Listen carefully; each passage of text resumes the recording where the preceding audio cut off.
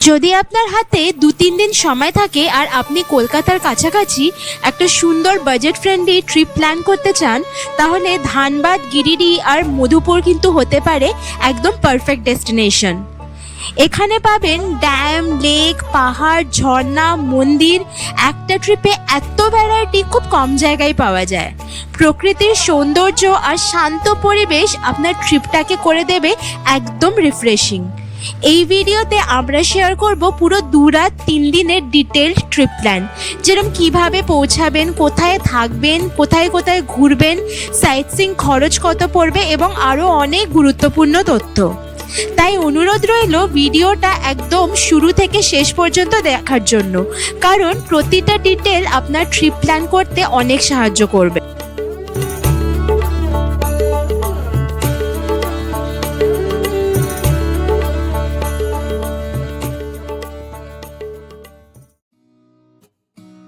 প্রথমেই বলি ধানবাদ আপনারা কিভাবে পৌঁছাবেন। ধানবাদ যাওয়ার সবচেয়ে ভালো উপায় হলো ট্রেনে, বিশেষ করে হাওড়া গয়া বন্দে ভারত এক্সপ্রেস, যেটা আমরা গেছিলাম।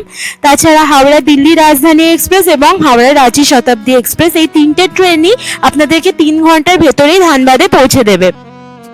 তাছাড়া আরও কিছু ট্রেন আছে যেগুলো আমরা স্ক্রিনে দিয়ে দিলাম, আপনারা দেখে নিতে পারেন, এগুলোতেও আপনারা ধানবাদ পৌঁছাতে পারেন।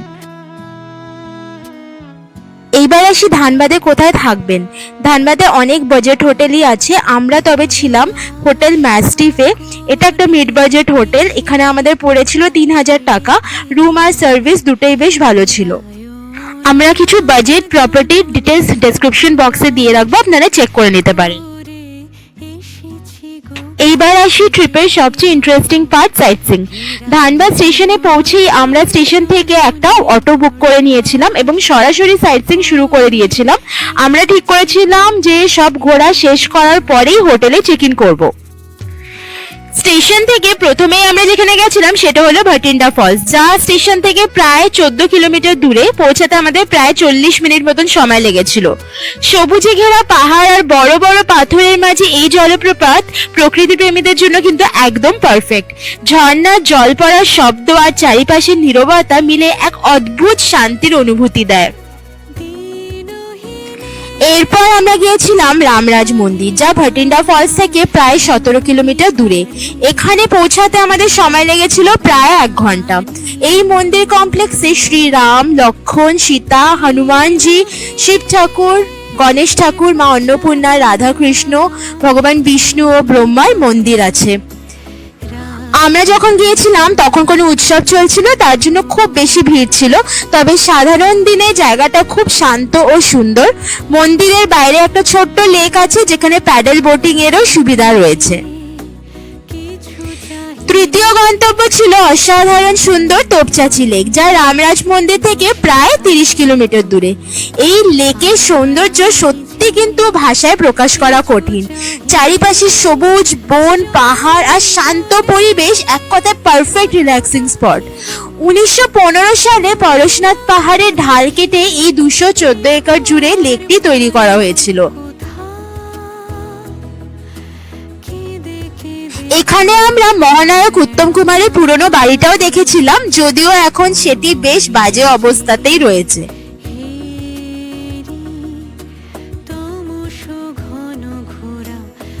এরপর আমরা লাঞ্চের জন্য চলে গেছিলাম শান এ পাঞ্জাব রেস্টুরেন্ট, যা তোপচাঁচি লেকের মোটামুটি কাছেই। খাবারের স্বাদ ছিল অসাধারণ, দামও একদম রিজনেবল। এই রেস্টুরেন্টটা কিন্তু আমি হাইলি রেকমেন্ড করব। যদি তোপচাঁচি লেক যান আপনারা, এই রেস্টুরেন্টে লাঞ্চটা সেরে নিতে পারেন। সব শেষে আমরা ধানবাদে ফিরে এসে ম্যাস্টিফ হোটেলে চেক ইন করে সেদিন সারাদিন রেস্ট নিই। এবার সবচেয়ে গুরুত্বপূর্ণ তথ্যটা আপনাদের বলে দিই যে আজকে আমরা পুরো সাইট সিইংটা করলাম, তার খরচ পড়েছে অটোতে আমাদের 1100 টাকা। ড্রাইভারের কন্ট্যাক্ট ডিটেলস জানতে আপনারা ডেসক্রিপশন বক্সটা কিন্তু অবশ্যই চেক করবেন। দ্বিতীয় দিন শুরু হলো আমাদের ধানবাদের হোটেল থেকে চেক আউট করে। আমরা আগে থেকেই একটা গাড়ি বুক করেছিলাম আর সেই গাড়িতেই শুরু হলো আমাদের ভ্রমণ। প্রথম গন্তব্য ছিল উস্ত্রি ফলস, যা ধানবাদ থেকে প্রায় 60 কিলোমিটার দূরে। পৌঁছাতে আমাদের প্রায় 1 ঘন্টা সময় লেগেছিল। উসরি নদীর উপরে অবস্থিত এই প্রায় ৩৯ ফুট উঁচু জলপ্রপাতটি 3টে আলাদা স্রোতে একটা গিরিখাতে নেমে আসে। চারিপাশে ঘন শাল জঙ্গলে ঘেরা দৃশ্যটি কিন্তু সত্যি মনোমুগ্ধকর। এই জলপ্রপাতের আসল সৌন্দর্য উপভোগ করতে চাইলে অগাস্ট মাসে যাওয়াই সবচেয়ে ভালো, তখন জলের পরিমাণ থাকে সর্বোচ্চ। এরপর আমরা যাই খান্ডোলি ড্যাম, যা গিরিডি থেকে প্রায় 10 কিলোমিটার দূরে। এখানে একসাথে পাবেন প্রায় 3 কিলোমিটার লম্বা ড্যাম, একটা পাহাড়, বিস্তীর্ণ সমতল জমি আর একটা অ্যামিউজমেন্ট পার্ক। চাইলে এখানে বোটিংয়েরও মজা নিতে পারেন। ড্যামের কাছে আমরা লাঞ্চ করতে যাই নেচার ভিউ রেস্টুরেন্টে। এখানের দেহাতি চিকেনের স্বাদ এখনো মুখে লেগে আছে, এটা অবশ্যই ট্রাই করার মতন। জায়গাটা আমরা কিন্তু নিশ্চয়ই রিকমেন্ড করবো, আপনারা ওখানে গেলে একবার ওই রেস্টুরেন্টে খেয়ে দেখতে পারেন, পার্টিকুলারলি দেহাতি চিকেন। এরপর আমাদের তৃতীয় স্পট ছিল বুড়াই হিলস। মধুপুরের আশেপাশে থাকা এই অফবিট জায়গাটা শান্ত পরিবেশ, ছোট্ট ড্যাম আর প্রাচীন বুড়েশ্বরী মন্দিরের জন্য পরিচিত। এই জায়গাটা আমাদের অসাধারণ লেগেছিল। আপনারা যদি এই ট্যুরটা করেন এই জায়গাটা কিন্তু একদম মিস করবেন না, এটা লিস্টে রাখবেন।